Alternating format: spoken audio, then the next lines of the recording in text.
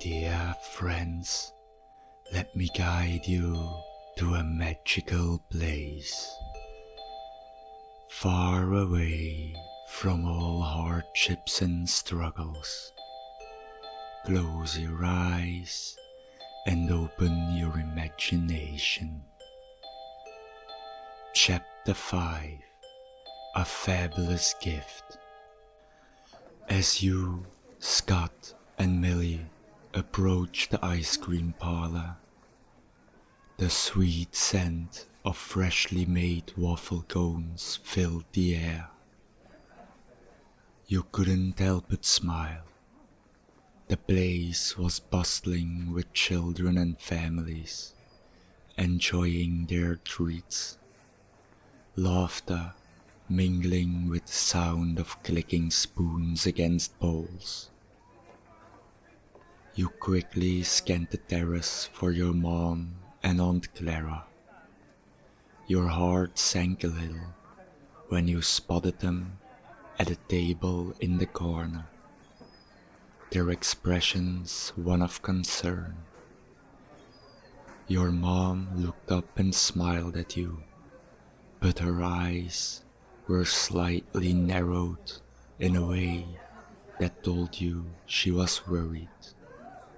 "There you are!" Aunt Clara exclaimed, visibly relaxing as she leaned back in her chair. "We were just about to go look for you." "We were starting to get worried," your mom added, her voice a mixture of relief and reprimand. "You're 10 minutes late. Where have you been?" Before you responded, you noticed Josh sitting at the table, his arms crossed and an unimpressed look on his face. It was clear he had been scolded for leaving you alone, and you felt a wave of sympathy for him. "Sorry, Mom.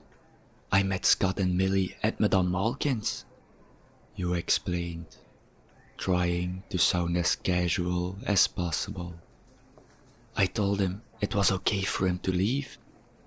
They were happy to help me further," you added, pointing at Millie and Scott.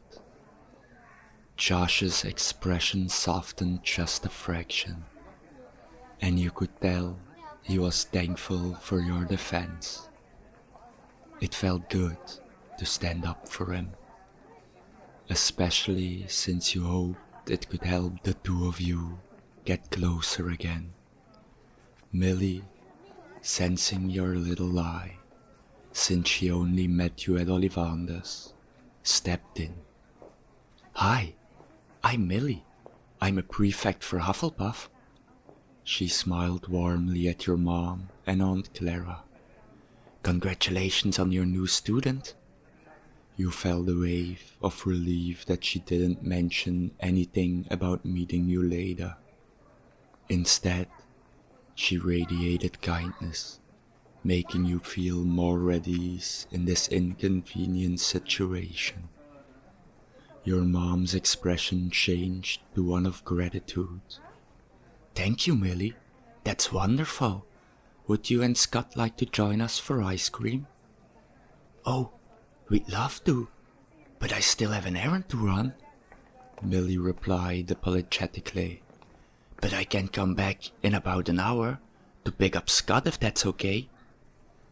Scott nodded vigorously, his eyes lighting up at the thought of ice cream.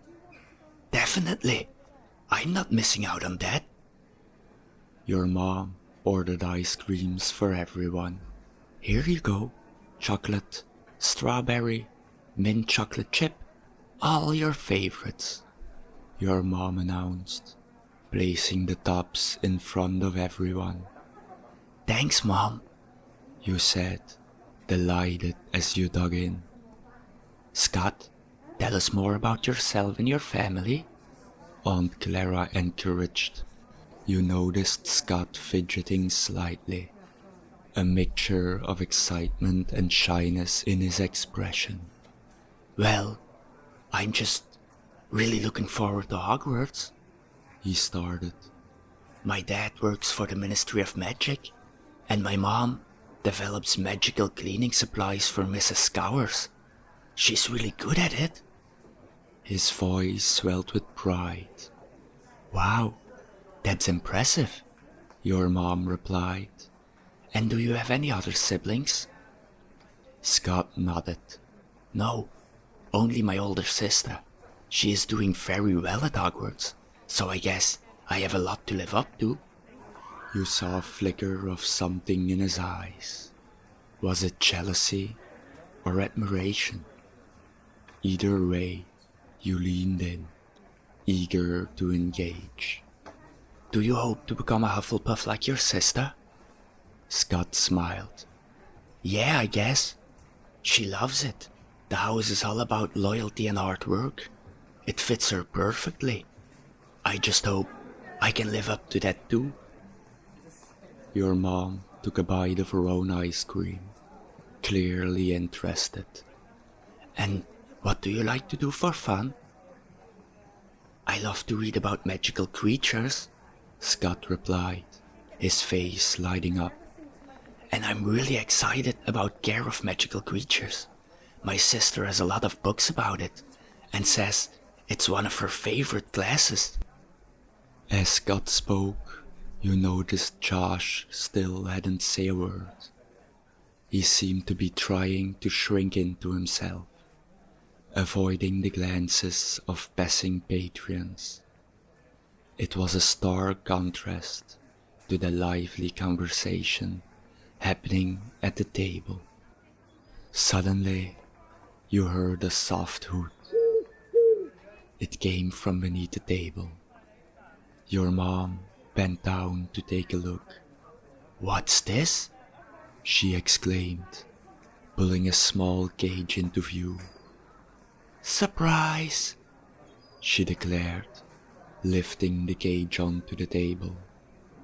Inside was a striking barn owl, its feathers a mix of soft downy browns and creamy whites, with dark hunting eyes that seemed to absorb the light. Its heart-shaped face tilted slightly as it regarded you with an air of quiet intelligence, as if weighing your intentions. You gasped, your heart racing. An owl? Oh my gosh! You jumped up from your seat and hugged your mom tightly. Thank you so much.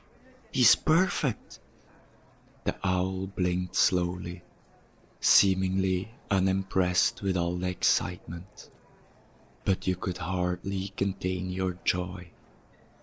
I can't believe I have my very own owl. Now you have to send weekly letters home to keep in touch, your mom joked, her eyes sparkling with laughter. Scott was looking at the owl with a hint of jealousy. Wow, you already have a pet, he said. My sister just got some money to buy her own pet as a reward for becoming a prefect. I think she's looking for one now. You're welcome to use my owl whenever you like, Scott, you offered, your heart swelling with a new friendship blooming between you. Really? That would be awesome, he replied, grinning widely. Just then, Millie returned, cradling a fluffy black cat in her arms.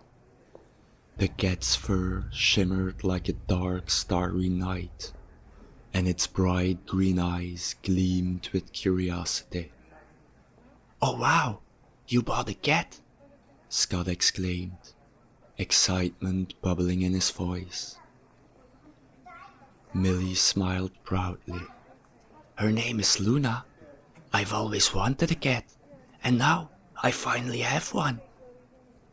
You all gathered around to pet Luna, the cat purring contentedly as it nestled in Millie's arms.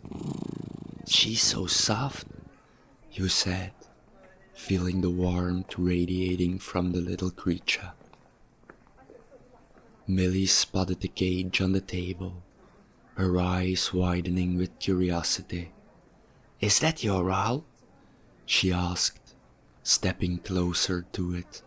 Yes, you replied proudly, your heart swelling with excitement. I just got him as a present from my mom. Millie's eyes sparkled with intrigue. Have you given him a name yet? You thought about it for a moment, glancing at the barn owl, whose quiet demeanor seemed to invite your creativity. I'm going to name him Orion, you said finally, a sense of satisfaction washing over you. That's a beautiful name. It suits him so well, Millie said, her smile brightening. The owl blinked slowly, as if acknowledging his new identity. After a few more moments of shared laughter and excitement, it was time to say goodbye. You exchanged hugs and promises to meet again. Let's meet at platform 9 3/4 in a few days, you said. Definitely, Scott replied, his face beaming. As you parted ways with Scott and Millie, you felt a sense of anticipation bubbling inside you. The excitement of the day lingered, but it was also mixed with a growing thrill for what lay ahead at Hogwarts. As you drove back home, your mom asked about your day, and you recounted every detail of what happened at Ollivander's, your words stumbling out in a rush. You could see your mom smiling, her eyes lighting up with pride as she listened. That sounds wonderful, sweetheart. I'm so glad you're making friends, she said, her voice warm and encouraging. The rest of the drive home felt surreal, lost in thoughts of your future at Hogwarts. When you finally arrived home and got up to your room, the familiar comfort of your house welcomed you. But it was the promise of September the 1st that lingered in your heart, a day that felt closer than ever. You placed Orion's cage on your desk, right next to the window, where the soft sunlight poured in. Orion settled in, his feathers glowing softly in the golden light. You couldn't help but smile as you watched him adjust to his new surroundings, his large eyes blinking curiously. Welcome home, Orion, you said softly, feeling a warmth spread through you. He turned his head to look at you, tilting it slightly, as if he understood your words. After a moment, you gently opened the cage door, your heart racing. Do you want to come out? You asked, hoping you wouldn't be too nervous. With a little coaxing, Orion hopped onto your desk, his talons lightly gripping the wood. Orion blinked slowly again, a calming gesture that eased your nerves. You spent the next few minutes sitting beside him, speaking softly about your day, your dreams for Hogwarts, and all the things you want to see. As you talked, Orion preened his feathers, seemingly comfortable with your presence. You reached out slowly, your fingers brushing against his soft feathers. He didn't flinch. Instead, he leaned slightly into your touch, and you felt an instant bond forming between you. It was as if you both understood that this was the beginning of something magical. Mom said I can leave you out when the sun goes down, you said lovingly. I will leave the window open, so you can return whenever you want. What do you think? Orion responded with a low, soft hoot, as if to say he was pleased with your words. You laughed. The thought of spending your days with him, sharing secrets and adventures, filled you with joy. As the sun began to set, casting a warm glow around your room, you felt a deep sense of contentment. You had Orion, your very own owl, and a new adventure just waiting for you at Hogwarts. I will open the window now, so you can explore, you promised Orion, giving him one last gentle scratch behind his ear. He blinked at you, those dark eyes full of understanding. And in that moment, you knew you'd make unforgettable memories together. With a smile, you opened the window, turned off the light, and settled into bed. Just a moment later, you heard Orion hop to the edge of the window, and with a soft hoot, he jumped out, his feathers ruffling in the wind. As you dozed off that night, clutching your wand tightly, you envisioned Orion soaring through the cool night air, his feathers shimmering under the moonlight. A sense of belonging settled over you, wrapping you in warmth and comfort. You knew this was just the beginning of your journey. The excitement of Hogwarts and the friends waiting for you filled your thoughts, mingling with dreams of magical surprises and adventures that lay ahead. With each breath, you felt the weight of your new life, the thrill of the unknown, the bonds forming with your new friends, and the promise of magic filling every moment. And as you drifted deeper into sleep, the soft hoots of Orion and the laughter of Scott echoed in your mind, a reminder that you were never truly alone on this adventure. You were ready for whatever came next.